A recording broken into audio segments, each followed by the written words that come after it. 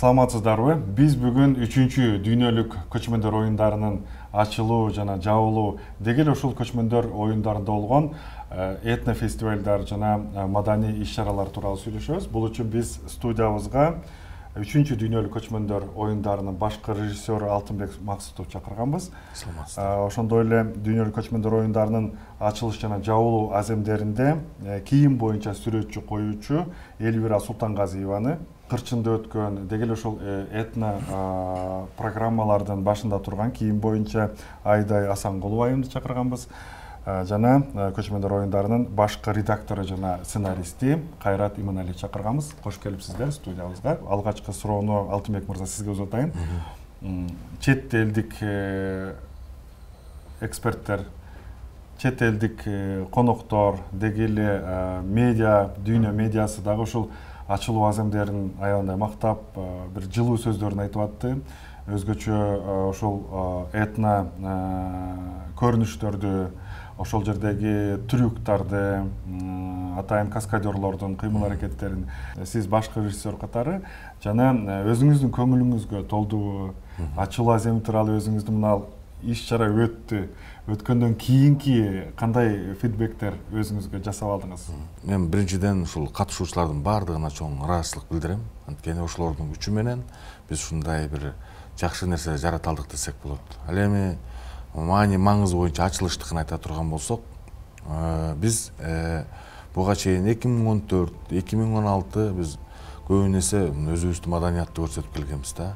Ал эми биздин көчмөндөр оюндары дүйнөлүк көчмөндөр оюндары деп аталат да. Биз өзүбүздүн гана эмес, дүйнө жүзүндөгү көчмөндөр жөнүндө айтышыбыз керек болду. Биз коюучу топ, биз андан да кенен алдык. Биз адамзат жөнүндө жазадык да башталышында. Анан биринчи эң башында бул ааламдын жаралышы түпкү тегинен алдык. Биз бул илимпоздордун ой пикирлеринин баарын карап көрдүк. Бул аалам кандай жаралган боюнча көптөгөн талаш тартыштар бар. Бирок ошонун бирөөнү тандап алдык дагы бир кичинекей точкадан жарылуу болуп, азыркы убакытка чейин аалам жаралып кете берет экен да, ааламдар канча деген системалар жаралат экен.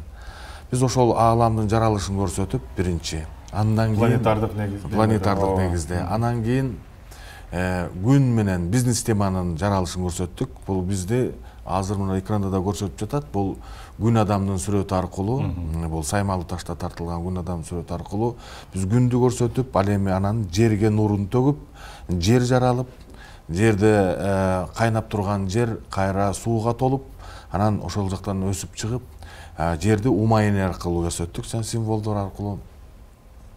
Бул ачылыш. Анан кийин экинчи блокто биз адамзаттын жаралышын көрсөттүк.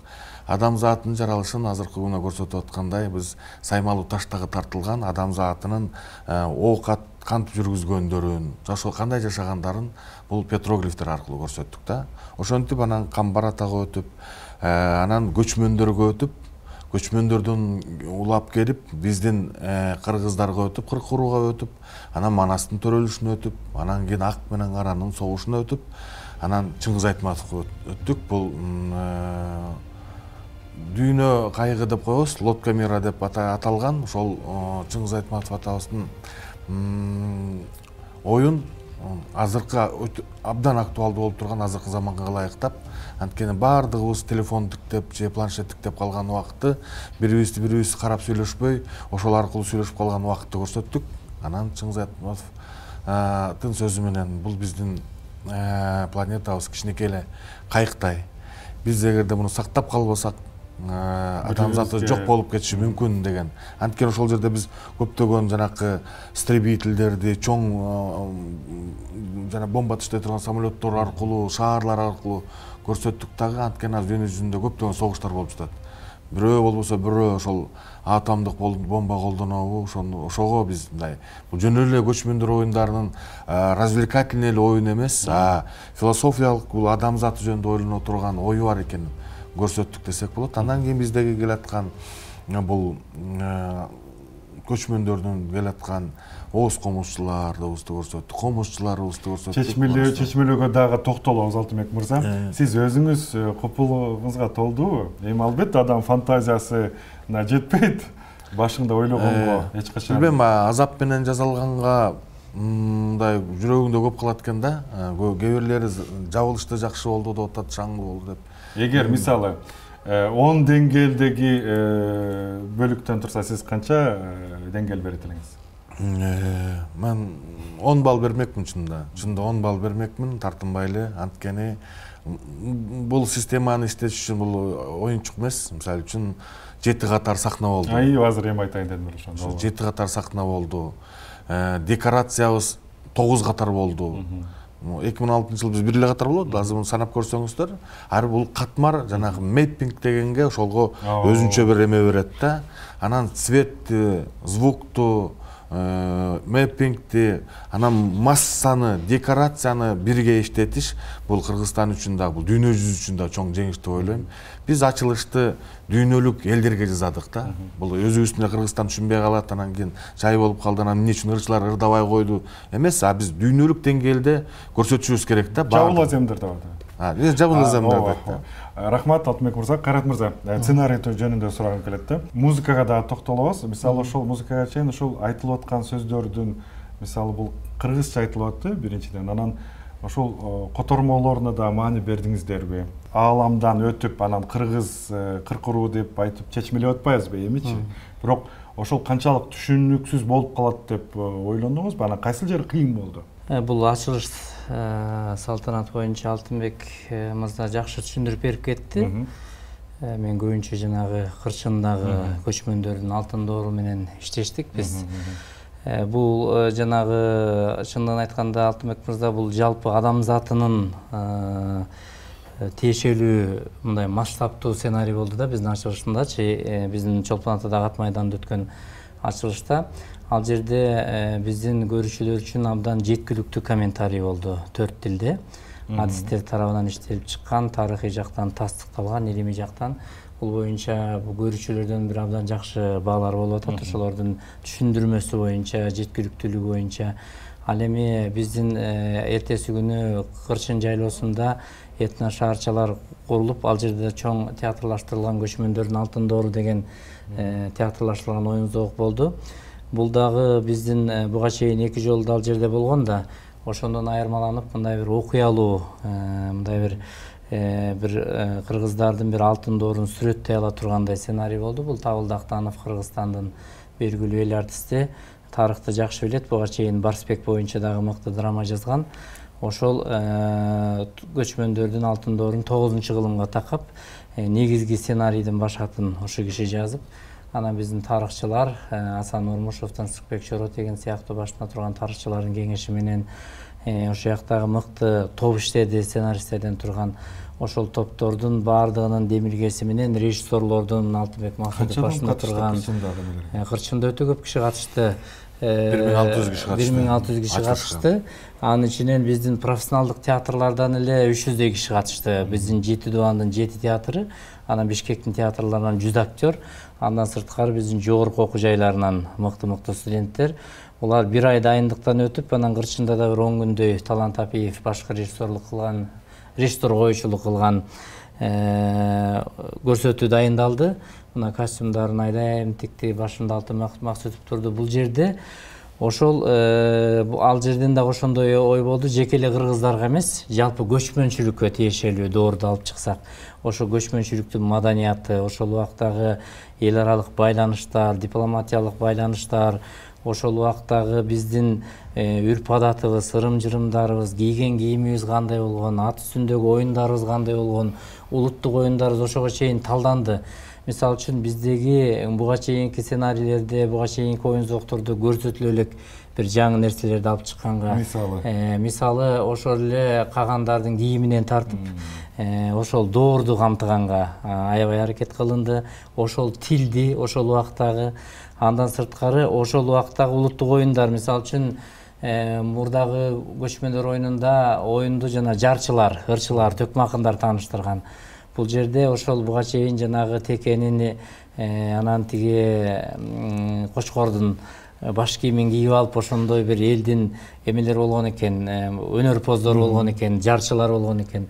Ошолор мисалы үчүн улуттук оюндарды тааныштырып, жанагы өпкө чапмай, анан тиги биздин ошол тыйын эңмеи сыяктуу жана жөөгүлүк сыяктуу ат үстүндөгү биздин чабандестер көргөзгөн оюндар, мындайча айтканда ошо көчмөнчүлүк доордогу биздин улуттук маданият, көчмөнчүлүк доордогу улуттук оюндарыбыздын баардыгы ошол көчмөндөрдүн алтын доору деген оюн зоокто көрсөтүлгөнгө аракет кылды. Башкы каармандын дагы аты айтылбайт ал жерде, Каган деп эле ошол жалпы тиешелүү болсун дедик, жалпы улуттарга. Анан ошол Кагандын доорундагы кыргыздардын гана эмес, ошол көчмөнчүлүктүн баарына мүнөздүү болгон жеңишке жетүү, элди жерди сактап калуу, жерди кийинки муңга өткөрүп берүү, ал жерде дагы ошол учурда оңоюраак дагы түшүнүш керек да, мисалы кирип деталдуу кирип кетсең деле, мисалы коноктор же болбосо эми гана кошулгандар. Ошол доорго алып барып келди десек болот. Мындайча айтканда ошо башталган деле жанагы шамандын чыгып, ошо жердин тыңшаар бир инсаны сыяктуу, бир жакшылыктан кабар берген адам сыяктуу, анан жана умай эненин чыгып аластаганы ошол доорго жете элек. Анан ушул жерден да баса бергиле айтып койгум келет. Чолпон Атадагы ат майданында дагы, анан Кырчындагы көчмөндөрдүн алтын доорунда дагы музыкасын бүгүнкү күндөгү эң таланттуу композитор Мырзали Жээнбаевдин эмгеги өтө чоң да. Музыка аябандай сонун, ушунчалык адамдарды тартат, ошол доордун мүнөзүн берди да, доордун дүбүртүн берди десек болот. Доордун дүбүртүн бергенден деле азыркы тенденциялар да кошулган да, жанагы фон, заманга дагы ылайыктуу да. Жанагындай урма аспаптардын кошулушу, ошондой эле электрондук дабыштардын кошулушу бул азыркыда. Биз көрүп аттык ат майданында Эрик Латыповдун ушунчалык бир жакшы деңгээлде иштегени, биздин Шаттык үлгүлүү бий ансамбль жетекчиси, биздин хореографиялык окуу жайдын директору. Ал эми Кырчында болсо дагы мыкты Жаныбек Чилетировдун иштеши, Нурлан Карабаев сыяктуу мыкты хореографтор ошол музыканын дагы эмесин ачып беришти да. Ажатын ачып беришти. Рахмат. Айдай айым, Элвира айым, мына азыр Кырчында да бардыгында бардыгы келип эле ошол кийимге барып такалат. Бул оңой эмес кийимдер, мен кийимдердин санын да санап бите албадым окшойт. Ачылыштарды андан кийин деле көрүп атып, анан ошол канчалык эмне кыйынга турду? Кайсыл кийимдер кантип жеткизип аттыңыздар? Мисалы, бир эле Кырчында 1,5 миң адам болсо, андан сырткары ачылыш аземдеринде андан да көп да. Ушундай бир чоң проекттер болгондо, ушундай чоң майрамдар болгондо, бизде өзүбүздүн кыргызда сиңип калган нерсе бар, жакшы сапат, чыйрала түшөт киши.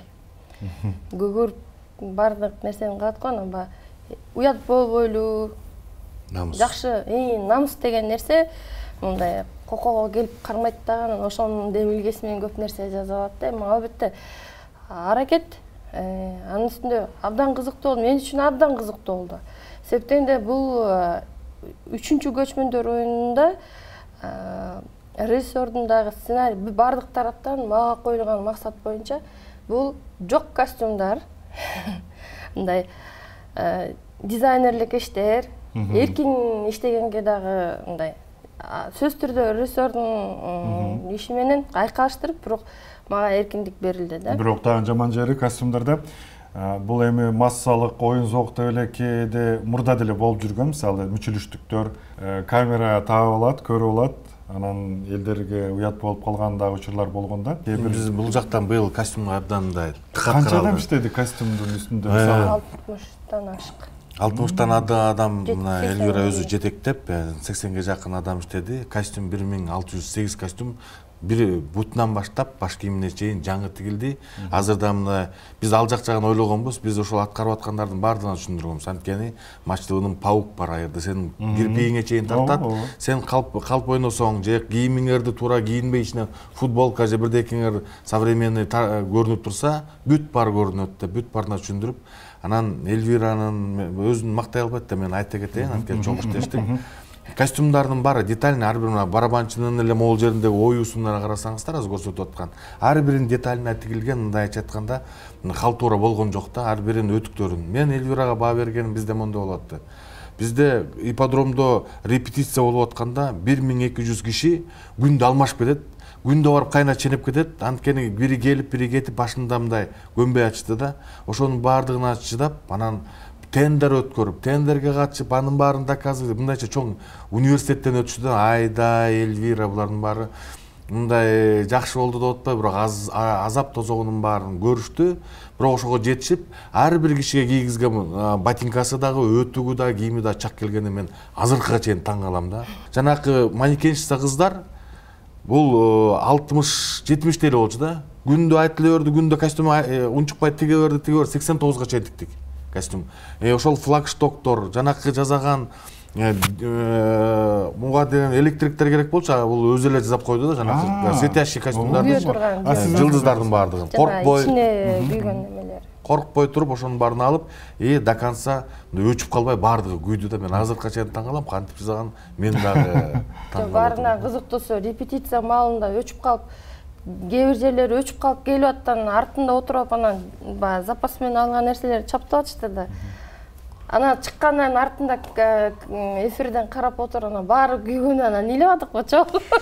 Ошолор күйгөнүнө сарсанып алдык да. Бирок аябай мындай кызыктуу, анан ошол нерсе жакты да. Ада кырчында дагы. Ал кырчында бир эле саатта бүт, мисалы Чолпон атада даңгыр бүтсө, кырчында болсо ал жерде элдер аралашып жүрөт. Сүрөткө түшүп атат. Канчалык ушул процесс, ошол эмоцияны айтып кетпейсизби? Мен бөлүшпөйсүзбү ошол жерде? Буюрса, кырчында 1600 деп айтатпайсызбы? Ошол ачылыштагылардын мына мүмкүнчүлүктөн пайдаланып бардык катышуучуларга ыраазычылык билдирип кетиш керек. Өз кийимдери менен келип беришти. Себеби ага чейин эскертилген.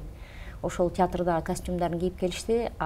Жанагы сценарий менен жаңы коюлган постановкадагыга 363 костюм баштан аяк кийгизилди. Анан колубуздан келишинче аракет кылдык. Буга чейин сценарий боюнча эскиз өзүнчө даярдалган. Ал эскизге дагы башка атайы сүрөтчүлөр тобу иштеген. Ошол биздин эле сүрөтчүлөр академиясынан, Кыргыз мамлекеттик архитектура университетинен Айсулу Копонова деген кызыбыз атайы эскиздердин баардыгы даярдалган. Анын баардыгын ошол мен тендер менен иштедик, күн түн иштедик. Биз аябай купулубузга толгон учурлар да болду. Баш кийимдерге абдан маани бердик. Тарыхчылар менен дагы атайы кеңешип аттык, көрсөтүп аттык. Алардын да ой пикирин эске алдык. Себеби чындыгында бул 8-9 кылымга бир кандай кылабыз деп көп аябай ой толгоолор болду. Сын пикирлер болдубу? Сын пикирлер болот, сөзсүз болот сын пикир. Айда жөнүндө дагы кичине кошо кетсем, мен башкы режиссер болгондон кийин булардын канча татаал нерседен өткөнүн көрдүм. Мисалы үчүн экөө бири менен аябай аңат. Мисалы үчүн ачылышта бул асман менен жердин айкалышкан бир космос менен жердин бир эмесинин уюткусунан келип чыккан мындай фантазияга келген костюмдар боло турган болсо, Айдайдын тиккен костюмдары бул тарыхый костюмдар болду да. Мунун татаалдыгы абдан чоң. Анткени бир туура эмес жасасаң эле талашка алып келет да, талашка алып келет. Анан натуралдык бул жанына келсең дагы ошондой көрүнө турган мындай аябай богатый костюм тигилди десек болот. Булардын баарын даже кээ бир костюмдарды 3-чү көчмөндөр оюндарынан деп ачылыштыгынан да, жабылыштыгынан да уялбай тарых музейине сактап койсо болот да. Ошон үчүн эмгектери чоң болду. Сүрөттөрүн көрдү да, жүздөгөн деген адамдар сүрөттөрүн көрүп калдык. Биз мамлекетке да ыраазычылык билдириш керек. Анткени алар да түшүнүп, биз айттык, бизден мурун сиз айткандай бир жолкуга кийген келе анан жарата. Бул да мындайча айтканда көпкө тигиле турган. Нукура териден жасалган костюмдар көп болду, териден өтүктөр көп болду. Мындайча айтканда биз качествого качылдык. Бир эле жолу колдонуп эмес, кийин да колдонула тургандай деп азыр ошолордун баардыгына ар бири. Анткени көбүнчө бул артисттерге жакпайт, артисттердин өздөрүнө аябай жакты да. Аябай өздөрүнө жагып, кырчындыгы дагы, ачылыштыгы да өздөрүнө мындай кийинип жүрүштү да. Могул жасап аткан декорациядагы балдарды да айтып коюш керек. Булар ар бир монда калкандан эле 600 дизашты. Ал дагы беттери күйүп тура турган краска менен боюшуп, свет тийгенде күйүп жаркырап турат. Мындай художниктер да аябай жакшы иштешти. Кырчындыгы дагы, кырчындыгы болсо 4,5 километрди кооздошту, мындайча айткандачы. Мисалы ар бир көрүнүштөрдө өзүңө жаккан көрүнүш болот да. Мисалы мен жеке өзүмө эң жаккан мындай бир денем дүркүрөгөн жери азыр артыбызда болуп аткан жери болду. Бул жана кайыкчада келген балдар анан баары ооз колубуз менен черте баштаган жери, элде кошулупчу. Анан ошол эле учурда дагы бир суроо туурулган дагы жер болду да мен үчүн, жана дагы башка айрым адамдар үчүн. мисалы ооба сиз жана дүйнөлүк жаралуу деп айтып атпайсызбы? Бирок ошондой учурда дагы мисалы дүйнөлүк көчмөндөр оюну болуп атпайбы? Башка улуттардан дагы элементтер кошулганга бир аз ичим ачышты да. Мисалы кандайдыр бир казак же болбосо ооган же болбосо дагы башка эмелер кошулбай калганыгачы. Ошол могул жери кандай ойлонуп табылды эле, мисалы жүздөр, ошол көздөр аябай толкундантты да. Бул негизги жана мен айткандай бул дүйнө кайыгы деп аталат. Анткени Шыңгыз Айтматов айткандан кийин ошол кайык пайда болуп, кайыкта бул космостун арасында жүргөн биздин планетабыз десек болот. Адам менен Еванын, мындайча айткандай, эркек менен аялдын, кичинекей биздин келечегибиздин ушул жерден бирөө барбы, бизде аман бирөө барбы деп издей баштап, анан бири ооз комузчу, анан кийин 10, 20, 30 анан көп ооз комузчу болуп кеткени бул бизде үмүтүбүздү үзбөй турганыбызды көрсөтө турган бул концепциясы, ой ошондой да. Ал эми ойночу бул аркылуу биздин темир ооз комузчун, бул темир ооз комуз дүйнө жүзүндө бар. Органный аспаптар деп коюп, баардык булуң бурчта ооз комуз ойношот. А бирок биздин ооз комуздун өзгөчөлүгү бул оонго түшкөн ооз комузда, мындайча айтканда, ар бир нота. Мисалы үчүн башка элдерде жөн эле шумок деп коет, үн менен эле ар кандай кылып берип коет. А бизде оон менен ойношот. Анан бул массалык түрдө мондай 400 кишинин ооз комуз ойногону бул эң көп сандагы ойнолгон ооз комуз Кыргызстандагы биринчи десек болот. Ал эми экинчи мындан кийин Манас айтылат да. Манас айтканыбыздын себеби, аерде сөзүн тыңшап, сөзүнө маани берген киши болсо, аерде ошол 3 томдуктагы же ошол 500 миң саптагы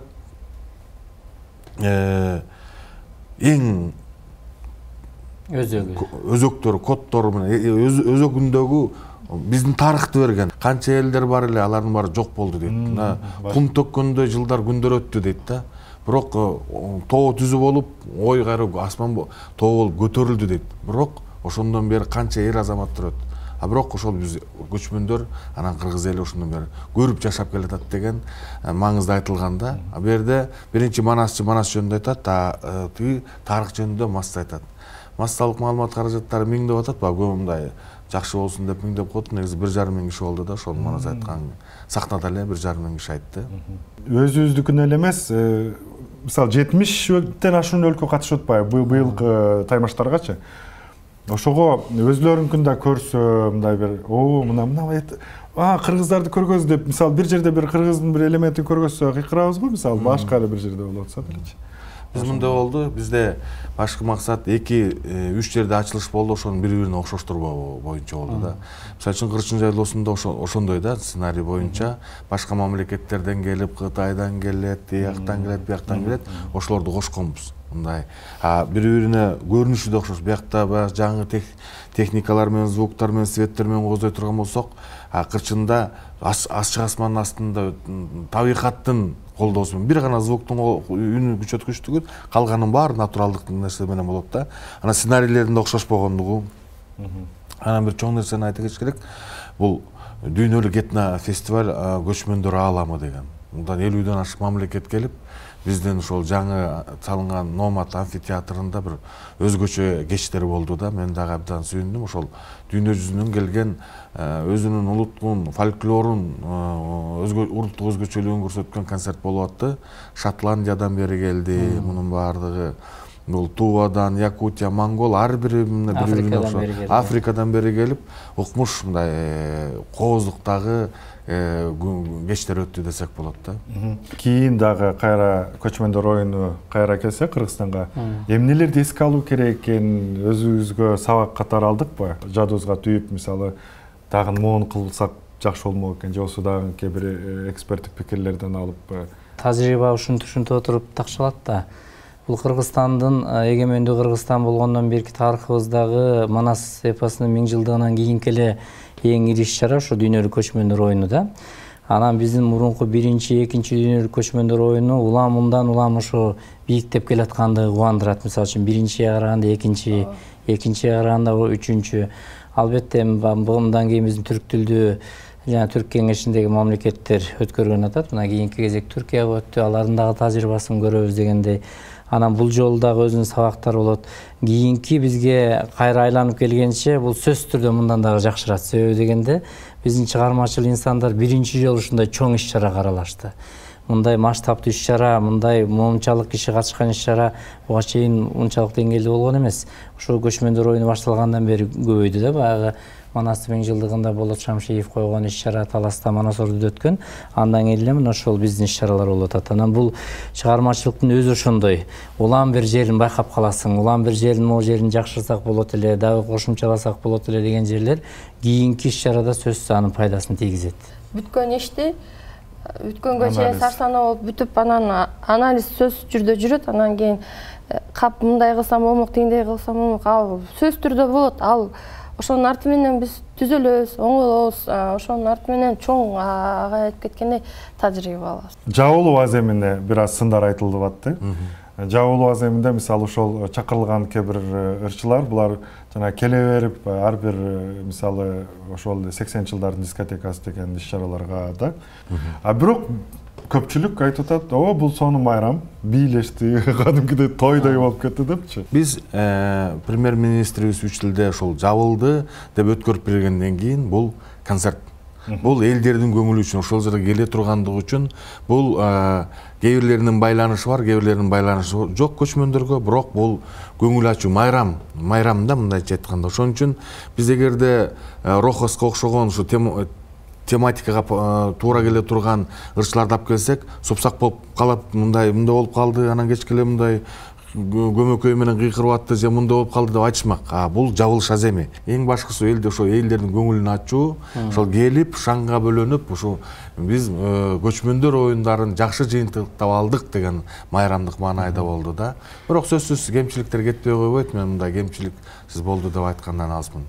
Сиздерге баарлашуу куру бергениңиздер үчүн чоң рахмат айтамын. Атайын убактыңыздарды бөлүп келгениңиздер үчүн Асатка.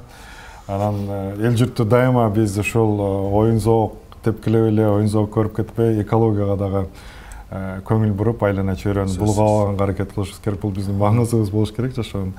Биздин студияда үчүнчү дүйнөлүк көчмөндөр оюн башкы режиссер Алтынбек Максутов, башкы редактор жана сценарист Кайрат Иманалиев, ошондой эле оюндардын ачылыш жана жабылыш аземдеринин кийим боюнча сүрөт коюучусу Элвира Султангазиева жана Айдай Асангулова айымдар болду. Силерге чоң рахмат атайын келип бергениңиздер үчүн.